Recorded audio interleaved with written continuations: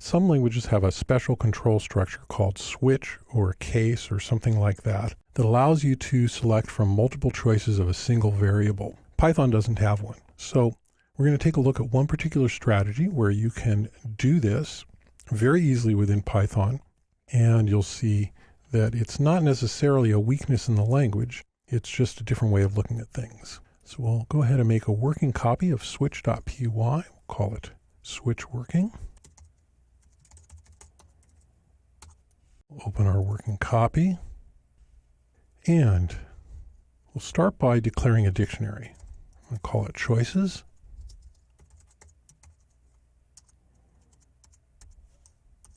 And we'll just put in a few choices here. 1, first, 2, second, 3. And we'll declare a variable. And then we'll select based on that variable.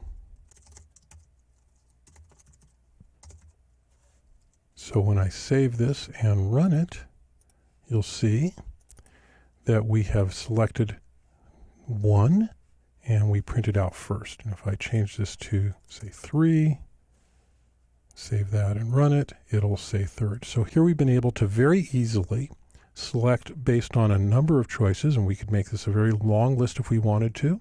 And we can add things and delete things from the list and change things in the list, and this will all work exactly as expected.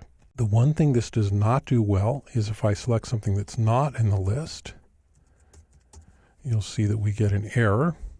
Save that and run it. Of course, we can trap this error with try and except, or there's an even easier way to do this. We can use the get method of the dictionary object. Say get v, comma, and then I can put in a default result. And I can say other.